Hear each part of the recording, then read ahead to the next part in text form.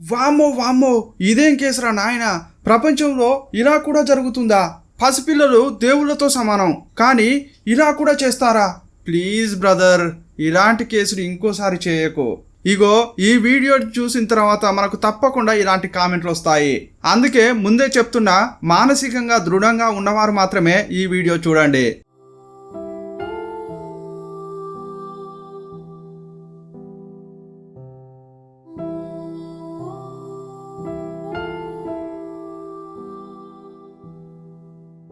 Hi guys, ఈ ఛానల్లో పిల్లల్ని హింసించిన కేసులు ఎన్నో చూసాం, కానీ ఇలాంటి కేసును ఇప్పటి వరకు మనం చూసింది లేదు, విన్నది కూడా లేదు.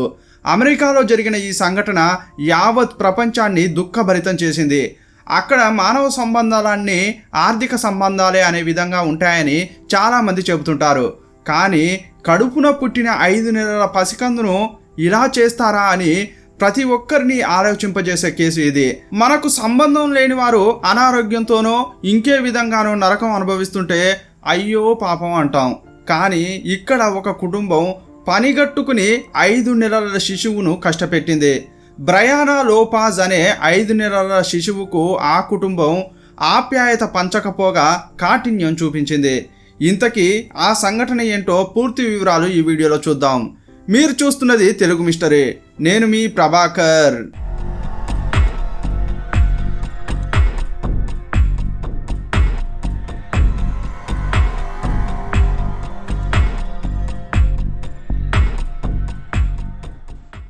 ఆ రోజు ఫిబ్రవరి 14, 2002 అమెరికాలోని న్యూ మెక్సికోలో స్టెఫానీ, ఆండ్రూ అనే దంపతులకు బ్రియానా అనే పాప పుట్టింది.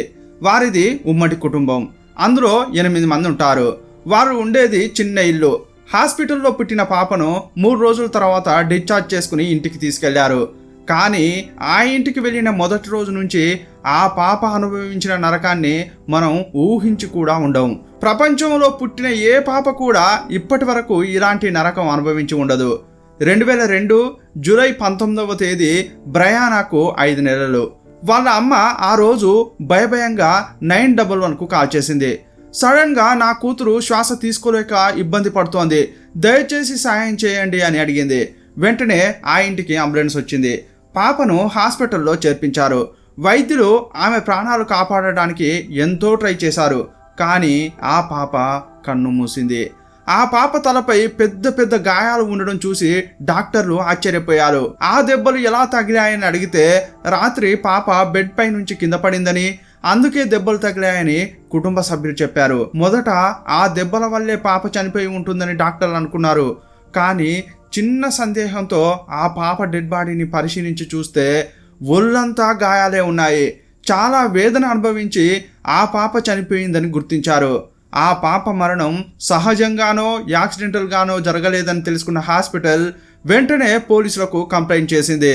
డెడ్ బాడీని స్వాధీనం చేసుకున్న పోలీసులు పోస్ట్ మార్టం కోసం పంపించారు. శవ పరీక్ష చేసిన తర్వాత వైద్యులు రిపోర్ట్ ఇచ్చారు.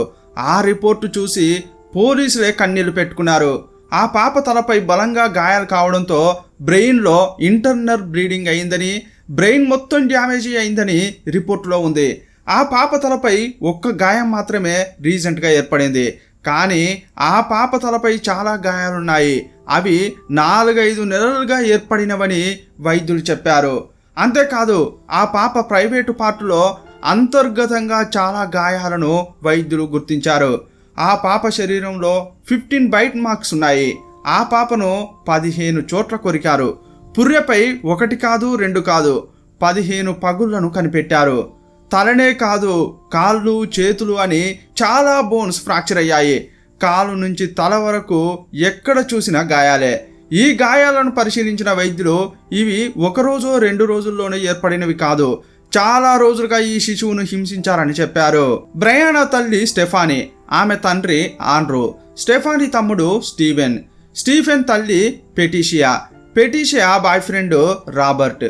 వీరంతా ఒకే ఇంట్లో ఉండేవారు. ఇంతకీ పాపకు ఏమైందని ఆ ఇంట్లో ఉండేవారిని పోలీసులు ప్రశ్నించారు.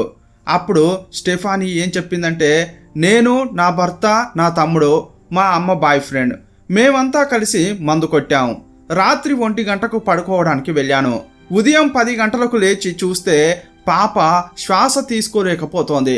తలపై చాలా గాయాలుండగా నా భర్త తమ్ముని దగ్గరికి వెళ్ళి పాపని ఏం చేశారని అడిగాను. ఎప్పట్లాగే పాపతో ఆడుకున్నామని వారు చెప్పారు. ఇంతకీ వారు ఆ పాపతో ఎలా ఆడుకున్నారంటే బ్రయానాని చేతుల్లోకి తీసుకుని పైకి ఇలా విసురుతారు. ఆ పాప పైనున్న సీలింగ్కు డమాల్న తగులుతుంది. ఆ తర్వాత కిందకు వస్తుంటే ఇలా క్యాచ్ పడతారు. ఆ తర్వాత ఇంకొకరు పైకి విసురుతారు. కొన్నిసార్లు ఆ పాప క్యాచ్ కూడా ఇలా మిస్ అవుతుంది, అంటే కింద పడుతుంది. ఇలా పాపను పైకి విసురుతూ ఈ దుర్మార్గులు ఆట ఆడుకుంటారట. ఎప్పట్లాగే ఆ రోజు రాత్రి కూడా ఆడుకున్నాం. అందులోనే ఏదో చిన్న గాయమైందని చాలా సాధారణంగా చెప్పారు. అప్పుడు పోలీసులు ఇంకో ప్రశ్న వేశారు. పాప శరీరంపై 15 చోట్ల కొరికిన గాయాలున్నాయి, అవి ఎవరు చేశారని అడిగారు. ఓ అవా, మా అమ్మకు రీసెంట్గా ఒక పాప పుట్టింది, 18 నెలలే అవుతోంది. ఆ పాప కొరికి ఉంటుందని స్టెఫానీ చెప్పుకొచ్చింది. కానీ బైట్ మార్క్స్ చూసినప్పుడు అవి పెద్దలు కొరికినట్లు ఉన్నాయి. అంత లోతు గాయాలు ఉన్నాయంటే పెద్దవారే కొరికారని వైద్యులు రిపోర్ట్ ఇచ్చారు. అది చూపించినప్పుడు స్టెఫానీ నోరు మెదపలేకపోయింది.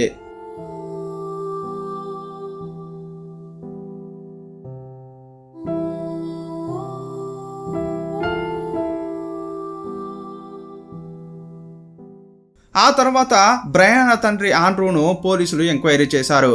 అతడేం చెప్పాడంటే, ఆ రోజు రాత్రి నలుగురం బాగా తాగాం, కొంచెం సేపు పాపతో ఆడుకున్నాం, ఆ తర్వాత పడుకున్నాం. అప్పుడు పాప బాగానే ఉంది, కానీ సడన్గా ఏమైందో తెలియదని అమాయకంగా ముఖం పెడుతూ చెప్పాడు. కానీ పోలీసులు బ్రయానా తండ్రి ఆండ్రూను, మామ స్టీఫెన్ను వారి స్టైల్లో విచారించడంతో నిజాలు కక్కారు. అప్పుడు అన్ని వాస్తవాలు ఒప్పుకున్నారు. మేము ఆ పాపను విసిరేసి ఆడుకున్నది నిజమే, మేము ఎప్పుడు అలాగే ఆడుకుంటాం. పాపను పైకి విసిరేస్తే సీలింగ్కు తగులుకుని కింద పడుతుంటే క్యాచ్ చేస్తాం. కొన్నిసార్లు క్యాచ్ మిస్ అయితే కింద పడుతుంది. ఇదంతా మాకు మామూలే అని చాలా ఈజీగా చెప్పారు. ఈ మాటలు విని పోలీసులే ఆశ్చర్యపోయారు. ఆ మానవ మృగాలను చూస్తూ ఎలాంటి పదజాలంతో తిట్టాలో వారికే అంతు చిక్కలేదు. ఇలా వారు ఆడుకుంటుంటే ఆ పాప బాగా ఏడ్చేది. ఆ పాప అరుపులు తల్లి అయిన స్టెఫానీకి వినిపించేవి, కానీ తను పట్టించుకోలేదని పోలీసులు తెలుసుకున్నారు. స్టీఫెన్ పాపను పైకి విసిరేసి ఆడుకోవడంతోనే సరిపెట్టుకోలేదు, అతడు ఇంకా దారుణంగా ప్రవర్తించాడని పోలీసులు కనిపెట్టారు. దాని గురించి అతన్ని ప్రశ్నిస్తే, ఇంట్లో ఎవరూ లేని టైంలో శిశువు ప్రైవేట్ పార్టులో చేతి వేలిని పెట్టినట్లు స్టీఫెన్ ఒప్పుకున్నాడు. ఒకసారి అలా చేసినప్పుడు వేలికి రక్తం వచ్చింది. అప్పుడు భయపడిపోయాను. అందువల్ల నేను చేసింది తప్పని తెలిసిందని మంచివాడిలా ముఖం పెట్టి సర్ది చెప్పడానికి ప్రయత్నించాడు. కానీ అతడు చెప్పేది తప్పని పోలీసులు చెప్పారు.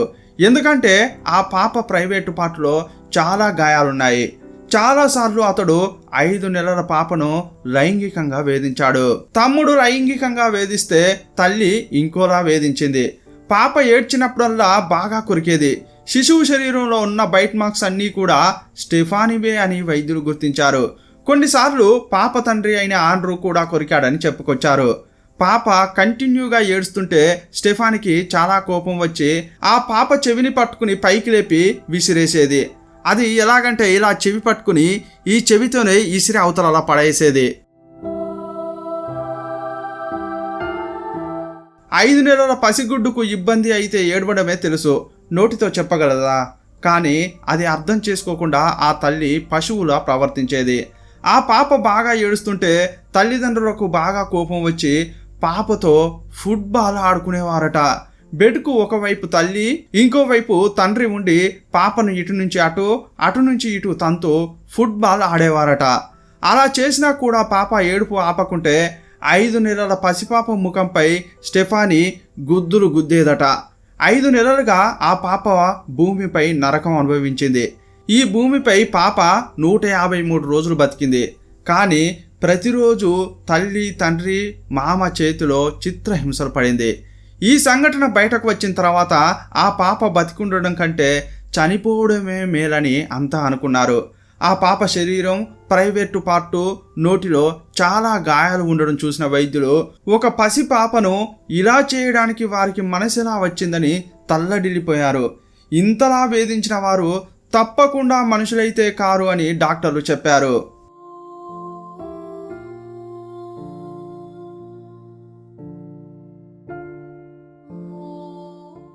హాస్పిటల్ నుంచి కంప్లైంట్ వచ్చిన తర్వాత బ్రయానా ఇంటికి వెళ్ళి పోలీసులు చెక్ చేశారు. 5 నెలల పసికందు ఉన్న ఇంట్లో ప్రేమగా బొమ్మలు కొని ఆడిస్తుంటారు. కానీ ఆ ఇంట్లో ఎంత వెతికినా ఒక్కటంటే ఒక్క బొమ్మ కూడా కనిపించలేదు. ఆ పాప నవ్వుతూ ఉన్న ఒక్క ఫోటో కూడా ఆ ఇంట్లో లేదు. చనిపోయిన పాప యొక్క ఫోటోలు తీసి చూసినప్పుడు ప్రతి ఫోటోలో కూడా ఆమెకు గాయాలున్నాయి. సమాధి దగ్గర నవ్వుతూ ఉండే ఫోటో కోసం వెతికినప్పుడు ఒక్కటి కూడా దొరకకపోవడంతో ఆ పాప ఫోటోను ఫోటోషాప్లో మార్పులు చేయాల్సి వచ్చింది. అలా తీర్చిదిద్దిన ఫోటోను సమాధి దగ్గర పెట్టారు. ఈ కుటుంబంలో ఉన్నవారు ఎంత దుర్మార్గులంటే ఆ తర్వాత జరిగిన సంఘటనలు కూడా వారి స్వభావాన్ని తెలియజేస్తాయి. ఆ పాపను ఇంతలా వేధిస్తున్న విషయం అమ్మమ్మ అయిన పెట్రిషియాకు కూడా తెలుసు. ఆ పాప డెడ్ బాడీని పోస్ట్మార్టం చేసిన తర్వాత కుటుంబ సభ్యులకు అప్పగిస్తే వారు తీసుకోలేదు. మాకు వద్దంటే వద్దని చెప్పారు. కుటుంబ సభ్యులు తీసుకోకపోవడంతో ఆ పాప డెడ్ బాడీని పద్ధతి ప్రకారం మేమే పాతి పెడతామని ఆ వీధిలో ఉండే వాళ్ళంతా తీసుకున్నారు. సంప్రదాయ ప్రకారం అంతిమ సంస్కారాలు చేశారు. ఒక సమాధి కూడా కట్టారు. ఆ సమాధి దగ్గరకు ఆ ఏరియాలో ఉండేవారంతా వచ్చి పువ్వులు పెట్టి నివాళులు అర్పించేవారు. ఇదంతా చూసిన ఆ కుటుంబం భరించలేకపోయింది. మేము పాపను అంత హింసిస్తే వీళ్ళేంటి ఇంత ప్రేమ చూపిస్తున్నారని తట్టుకోలేకపోయారు. ఎవరు ఆ సమాధి దగ్గరకు వెళ్ళకూడదని సమాధిని కవర్ చేసేలా ఒక గూడు లాంటిది కట్టారు. ఎవరు అటువైపు వెళ్ళొద్దని అక్కడ పువ్వులు పెట్టొద్దని రాయించారు. కానీ మీరు గూడు కట్టండి, రాకుండా ఇంకేదైనా చేయండి, కానీ మేము ఆ పాప ఆత్మకు శాంతి కలగాలని ప్రార్థిస్తూనే ఉంటామని చాలామంది అక్కడికి వెళ్ళి నివాళులు అర్పించేవారు. మీరు ఎన్ని అడ్డంకులు సృష్టిస్తే మాకు ఆ పాపపై ఇంకా అంత ప్రేమ కలుగుతుందని చాలామంది ఆ సమాధి దగ్గరకు వెళ్ళేవారు.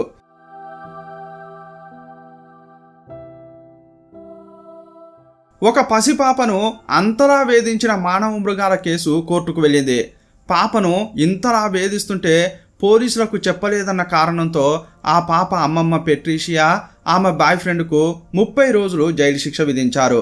ఆ పాపను లైంగికంగా వేధించిన మావ స్టీవెన్కు పెరోల్లో బయటకు రాని విధంగా 57 ఏళ్ల జైలు శిక్ష విధించారు. ఆ పాప తండ్రి ఆండ్రూకు 67 ఏళ్ల జైలు శిక్ష విధించారు. కానీ అతడు పరోల్లో బయటకు రావచ్చు. 2025లో అతనికి పరోల్ దొరికే అవకాశం ఉంది. పాప తల్లి స్టెఫానీకి 27 ఏళ్ల జైలు శిక్ష విధించారు. ఆమె 13 ఏళ్ళు జైల్లోనే ఉంది. జైల్లో సత్ప్రవర్తనతో ఉండడం వల్ల 2021లో ఆమె పరోల్లో బయటకు వచ్చింది. ఇంత పెద్ద నేరం చేస్తే ఇంత ఈజీగా ఆమె బయటకు వచ్చిందా అని అంతా అనుకోవచ్చు. కానీ ఈ నేరం జరిగినప్పుడు న్యూ మెక్సికోలో ఈ నేరానికి ఇంతే శిక్ష విధించగలమని, పరిమితులు లేకుంటే పెద్ద శిక్ష పడేదని న్యాయస్థానం చెప్పింది. ఈ కేసు తర్వాత ఈ పాప పేరు మీద కొత్త చట్టం తీసుకొచ్చారు. అమెరికాలో ఉన్న పిల్లలను తల్లిదండ్రులు హింసిస్తే కనీసం 30 నుంచి 35 ఏళ్ళు జైలు శిక్ష విధించాలని మార్పులు చేశారు. ఇంతకీ ఆ పాపను అంతలా హింసించడానికి సైకలాజికల్ సమస్యలే కారణమై ఉంటుందని అంతా అనుకున్నారు. ఇంకో థియరీ ఏంటంటే బ్రయానా కడుపులో పడినప్పుడు ఆమె తండ్రి ఆండ్రూ జైల్లో ఉన్నాడు. అందువల్ల ఈ పాప ఆండ్రూకు పుట్టింది కాదని, స్టెఫానీ ఎవరితోనో కలిసినప్పుడు బ్రయానా కడుపులో పడిందని, అందువల్ల ఆ పాప మా బిడ్డ కాదని, అందువల్ల ఆ పాపను ఇంతలా హింసించారని ఇంకో థియరీ ఉంది. కానీ ఆ థియరీ అబద్ధం అని తేలింది. బ్రయానా చనిపోయినప్పుడు DNA టెస్ట్ చేస్తే స్టెఫానీ ఆండ్రూకే బ్రయానా పుట్టిందని పరీక్షలో నిర్ధారణ అయింది.